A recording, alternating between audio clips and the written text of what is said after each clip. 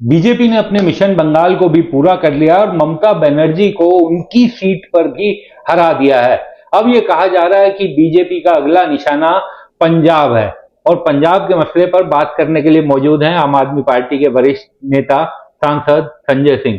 संजय जी, कल के नतीजों के बाद कहा जा रहा है कि बीजेपी का अगला निशाना पंजाब है, जहां पर आम आदमी पार्टी की सरकार है। देखिए, आपने काफी समय से ये सुना होगा, जब बिहार में एसआईआर हो रहा था उस वक्त ही मैंने ये बात कही थी कि अगर ये एसआईआर की प्रक्रिया इसी तरह से चलती रही जैसे कि बिहार में हुआ है, तो बिहार में बुरी तरीके से जो इंडिया गठबंधन है, विपक्षी दल है, वो बुरी तरीके से हारेंगे। ये मैंने पहले ही बोला। बिल्कुल।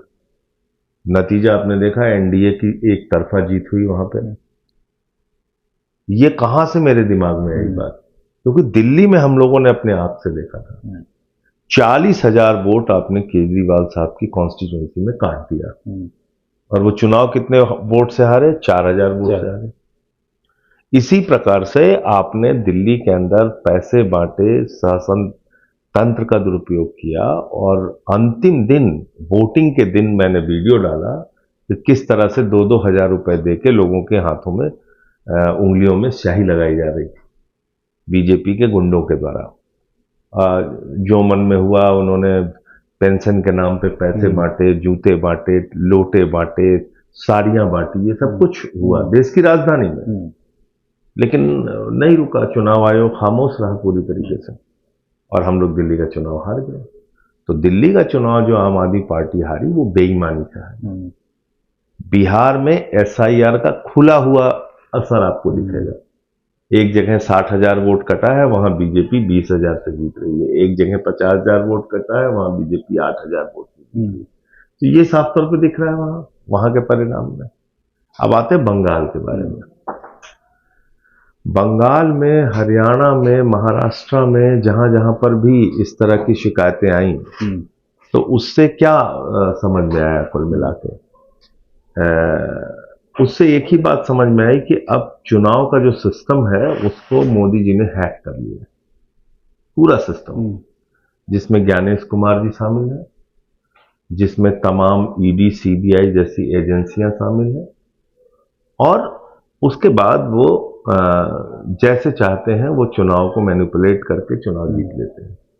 गोदी मीडिया क्या करता है? कहता है साहब इस स्कीम की वजह से जीत गए, उस स्कीम की वजह से जीत गए, बीजेपी की महानता देखिए, मोदी जी की महानता देखिए। ये महानता की जीत नहीं है, ये उनके कामों की जीत नहीं है, ये लोकतंत्र को लूट तंत्र में तब्दील करके ये नाजायज जीत हासिल की गई है। यही काम बंगाल में हुआ।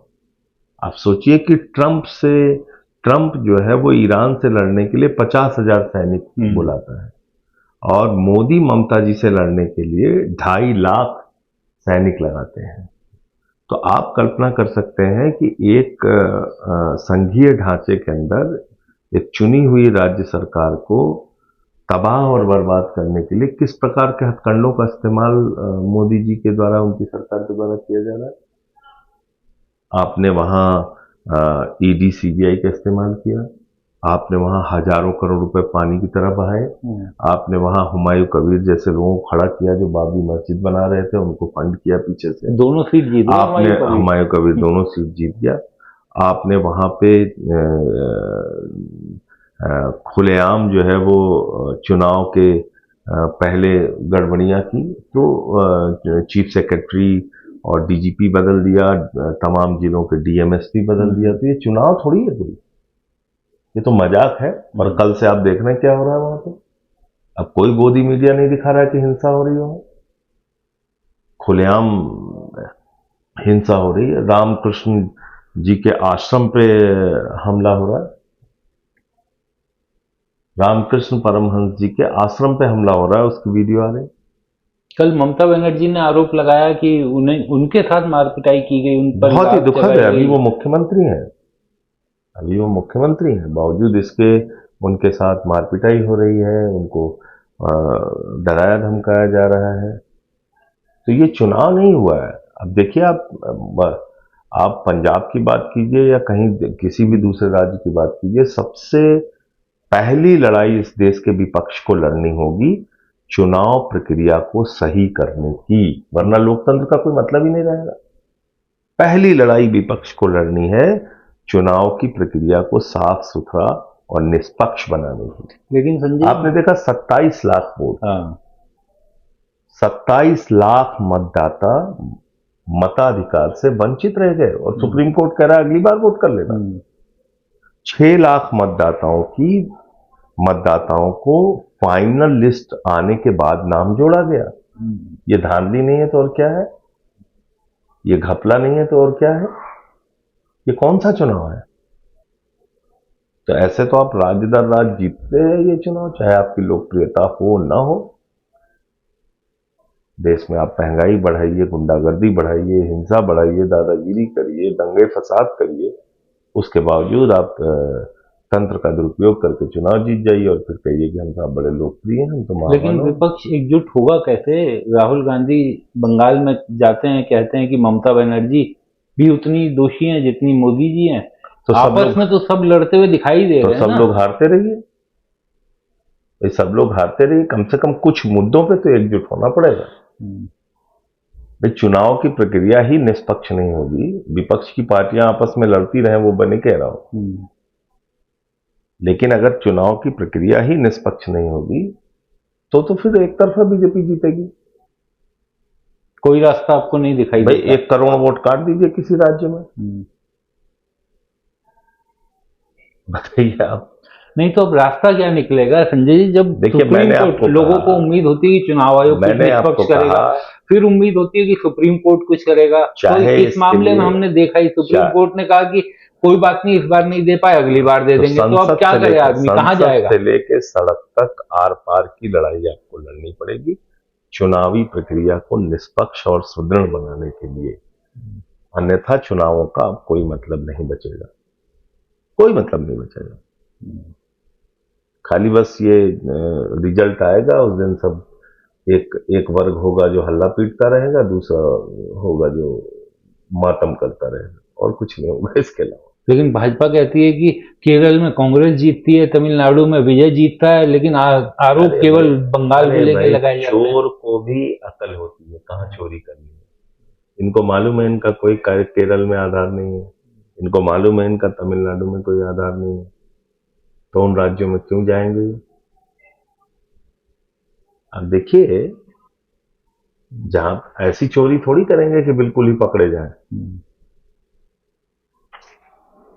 ये कल भाजपा के कई नेताओं ने और ट्विटर हैंडल्स ने साफ लिखा कि अब अगला नंबर पंजाब का।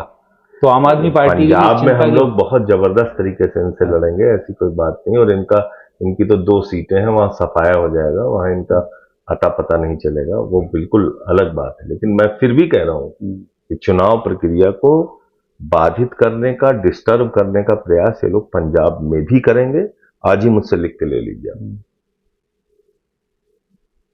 वो काम ये करेंगे, लेकिन इनको धूल चटा के भेजेंगे, वहां से हराएंगे। संजय, बंगाल में ममता बनर्जी अपनी सीट से भी हार गई, भवानीपुर से। इसको किस तरह से देखा जाए? देखिए, मैंने आपको कहा कि जब पूरी प्रक्रिया को हाईजैक कर लिया गया है, वहां पे काउंटिंग के समय लोगों को मारपीट करके भगाया जा रहा है, तो ऐसे में आप ममता बनर्जी का क्या परिणाम आता है या किसी और सीट पर क्या परिणाम आता है, वो मायने नहीं रखता, वो मायने नहीं रखता। आप कह रहे मोदी जी ने सिस्टम हैक कर लिया है और देश की मीडिया चला रही है कि इतनी जबरदस्त जीत दिलाई है। मैंने तो आपको खुद कहा कि पहले पूरे तंत्र का दुरुपयोग करिए और फर्जीवाड़ा करके चुनाव जीत जाइए, फिर गोदी मीडिया के जरिए मोदी जी को महामानव साबित करिए। और इन सब चीजों के बावजूद अगर इस देश की जनता खुश है, खामोश है, विपक्ष खामोश है, तो ये चीजें आगे बढ़ती रहेंगी। इसमें क्या है? हम लोग अगर सब लोग चुप रहेंगे कि हाँ जो हो रहा है सब ठीक हो रहा है, अच्छा हो रहा है, वाकई मोदी जी बहुत महान हो गए हैं, तो ठीक है, ये बहुत रहेगा आगे। लेकिन चुनाव दर चुनाव इस तरह हार जीत होती है और उसके बाद विपक्ष कुछ दिन हल्ला मचाता है, फिर भूल जाता है, अगले चुनाव में जुट जाता है। हाँ, तो बस अगले चुनाव में फिर गड़बड़ी करके ये लोग जीत जाते हैं। तो बिहार का परिणाम मैंने पहले ही बोल दिया था। हाँ बिल्कुल, आप सबसे पहले आदमी थे जो बोले थे उस बात को।